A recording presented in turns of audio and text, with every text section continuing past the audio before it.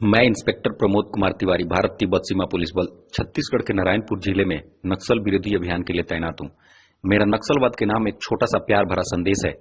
मैं नक्सलवाद के तमाम समर्थित एवं समर्पित नेतागण, सभी पदों पर पदस्थ कमांडरगण, हर प्रकार से समर्थन एवं बढ़ावा देने वालों को दोनों हाथों को जोड़कर विनम्र निवेदन करता हूं कि आप सभी लोग नक्सलवाद, जो कि नाम से ही अच्छा नहीं लगता, इसको अपने प्यारे से देश हिंदुस्तान, जो कि हम सबका घर भी है, के मानचित्र पर से, जो कि रेड कॉरिडोर के नाम से जाना जाने लगा है, हमेशा के लिए मिटा दें तथा जो भी इतिहास रहा है उसको भूलने एवं भुलाने में सहयोग करें, ताकि अभी के बाद नक्सल एवं सुरक्षा बल के नाम पर इस देश में कोई भी अप्रिय घटना घटित ना हो।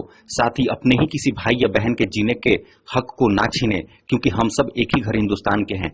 हिंदुस्तान जैसे देश में इसकी कोई जगह नहीं है, क्योंकि आज के हमारे देश, हमारे घर के मुखिया सबसे कर्मठ, ईमानदार, अच्छे, नेक दिल, नाम नमक एवं निशान पर मर मिटने वाले प्रधानमंत्री श्री नरेंद्र भाई मोदी जी, जो कि एक बेहतरीन दोस्त एवं खतरनाक दुश्मन भी हैं, इतिहास के सबसे सुंदर, ताकतवर, हिंदुस्तान की सबसे अच्छी छवि एवं रूप देने के लिए बिना रुके बिना थके लगातार प्रयत्नशील हैं। और हम सभी हिंदुस्तानियों को उनके साथ कदम से कदम एवं कंधों से कंधों को मिलाते हुए पूर्ण रूप से सहयोग करना चाहिए। आप भी उन्हीं हिंदुस्तानियों में से एक हैं। हिंदुस्तान को विकसित बनाने में आप सभी के कर कमलों एवं दिमाग की जरूरत है। आप भी हमारे हिंदुस्तान के ज्ञान इंद्रियां हैं। हिंदुस्तान के विकास में इतने ही ज्ञान इंद्रियों की कमी महसूस हो रही है। आप जितनी जल्दी अपने आप को हिंदुस्तान के सरकार में, स्वतंत्र समाज में सम्मिलित करेंगे, उतनी ही जल्दी हमारा हिंदुस्तान आगे बढ़ेगा। विकास कार्य में अपनी भागीदारी को मजबूत करें। सरकार आपकी भी तो है, आप भी इसी स्वतंत्र भारत के नागरिक ही तो हैं। आप निराश ना होइए, आपके सहयोग के बिना हम अधूरे हैं, कमजोर पड़ रहे हैं। हमें अपने स्वतंत्रता सेनानियों, पूर्वजों, गांधी जी, अटल जी, कलाम जी के विकसित, स्वस्थ एवं साफ सुथरे, स्वच्छ हिंदुस्तान के सपनों को भी तो पूरा करना है ना। वो सभी सच्चे हिंदुस्तानी बड़े आहत होते हैं जिस दिन कोई नक्सली के नाम पर मारा जाता है एवं सुरक्षा बल के रूप में शहीद होता है, क्योंकि हम सभी आपस में भाई भाई ही तो हैं। हिंदुस्तान ही तो हमारा घर है। भारत माता रोती है क्योंकि अपने ही बेटे बेटियों को दुख होती है। अभी के बाद आपको कसम खाना होगा कि आप कभी भी किसी भी प्रकार से सुरक्षा बलों को एवं अपने देश की संपत्ति को निशाना नहीं बनाएंगे, क्योंकि सुरक्षा बल या सरकारी संपत्ति, किसी का भी नुकसान हो, वो अपने हिंदुस्तान का ही तो नुकसान है, और हमारा हिंदुस्तान उतना ही पीछे चला जा रहा है। आप जिस दुख की घड़ी से निपटने के लिए उठ खड़े हुए थे, आज कहीं ना कहीं सुरक्षा बलों को निशाना बनाकर उनके घर परिवार, माँ बाप, भाई बहन, औरतें, बच्चे, सभी को दुखी कर रहे हैं एवं उसी संपत्ति को तो क्षति पहुंचा रहे हैं जिसको आप अपना बताकर लड़ रहे हैं, जिसके लिए आज आपकी गलत पहचान बनी हुई है। आइए, आप अपनी सभी प्रकार की शक्तियों को, जो कि गलत जगह पर लगी हुई है, हिंदुस्तान के हवाले कीजिए, ताकि उन सभी शक्ति संसाधन का प्रयोग देश को विकसित करने तथा देश के बाहरी दुश्मनों को सबक सिखाने में हो सके। शायद अब आप समझ भी गए होंगे कि हम किन शक्ति संसाधनों की बात कर रहे हैं। मैं बड़े गर्व से कह सकता हूं कि हिंदुस्तान की पूरी आवाम, सरकार, सुरक्षा बल कभी भी आपको मारना नहीं चाहते हैं, क्योंकि कोई भी अपने भाई बहन या बेटा बेटियों को मारना नहीं चाहता है। और ये बात सरकार एवं सुरक्षा बल भली भांति जान रहे हैं, समझ रहे हैं, और आप भी समझ रहे हैं। साथ ही साथ हम सबको पता है, सरकार या फिर सुरक्षा बल हथियार के दम पर आपको मारकर इस समस्या को खत्म करना चाहती तो कब का खत्म हो गया होता, क्योंकि सरकार या सुरक्षा बल से आप किसी भी मामले में, किसी भी संसाधन में आगे नहीं है।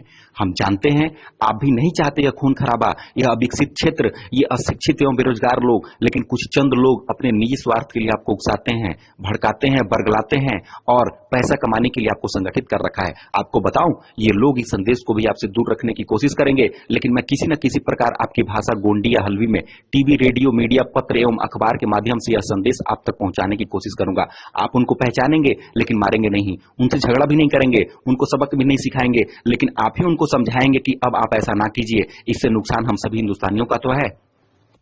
आपने कभी सोचा, आप सुरक्षा बल को मारते हैं तभी सुरक्षा बल अपने बचाव में आपको निशाना बनाती है। और हाँ, चाहे आप सुरक्षा बल को मारे या सुरक्षा बल आपको मारे, मरता तो एक हिंदुस्तानी ही है, और उतनी ही जनशक्ति हमारे देश को विकसित करने में कम पड़ रही है। हम जब तक आपस में लड़ते रहेंगे, नुकसान कहीं ना कहीं हमारा ही होगा, हमारा घर आगे नहीं बढ़ेगा। आपके पास जितने भी हथियार है, इन सब हथियार का प्रयोग बाहरी दुश्मनों को हराने के लिए कर लेंगे।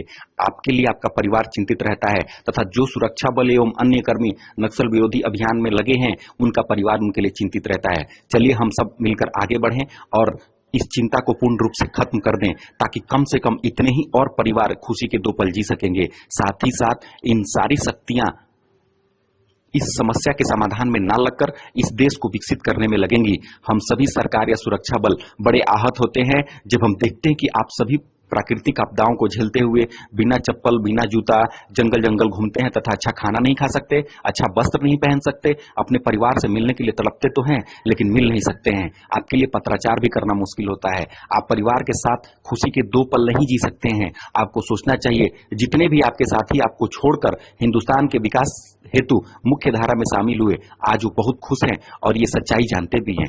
उन चंद लोगों को दरकिनार कीजिए जो आपको मानसिक और शारीरिक रूप से जकड़े हुए हैं। आप भी मुख्य धारा में शामिल होकर अपने पुराने साथियों की तरह अपने परिवार के साथ रहिए, अच्छा भोजन कीजिए, अच्छा वस्त्र पहनिए तथा अपने भविष्य को सुनहरा कीजिए। हिंदुस्तान में आपको छोड़कर अगर बाकी सभी लोग स्वतंत्र होकर जी सकते हैं, स्वतंत्रता महसूस कर सकते हैं, तो आप क्यों नहीं कर सकते हैं? आप भी कर सकते हैं। लेकिन चंद लोग बेबुनियाद लड़ाई को निजी स्वार्थ सिद्ध करने हेतु आपको मोहरा बना रखा है।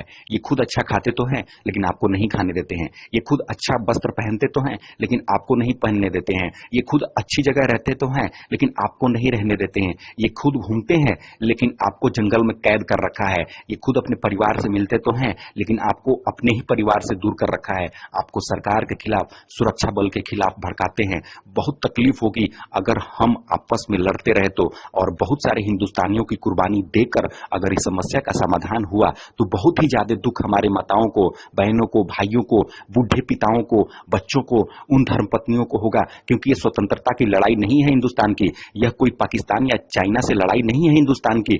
पूर्ण रूप से आप सभी सरकार में, समाज में सम्मिलित होइए ताकि विश्व भर में एक अच्छा संदेश जाए कि हर हिंदुस्तानी अब विकास की राह पर चल पड़ा है। इसको विकसित होने से कोई नहीं रोक सकता है। हम अपने प्रधानमंत्री जी के सपनों को साकार करेंगे, सबका साथ, सबका विकास और एक विकसित भारत। क्या आपने कभी सोचा, प्रधानमंत्री जब भी अपने भाषण में 125 करोड़ आबादी की बात करते हैं तो आप भी तो उनमें होते हैं, और हमारे प्रधानमंत्री आपको कभी अकेला नहीं छोड़ेंगे। जिस दिन हम सब हिंदुस्तानी इकट्ठे उठ खड़े हुए, पूरी दुनिया नतमस्तक होकर एक बार पुनः अपने विश्व गुरु हिंदुस्तान को सलाम करेगी। बस आप ही की तो कमी खल रही है। आइए, आपको आना पड़ेगा, क्योंकि आपका हिंदुस्तान, यह जंगल, यह जमीन, यह जल आपको पुकार रही है मां की तरफ।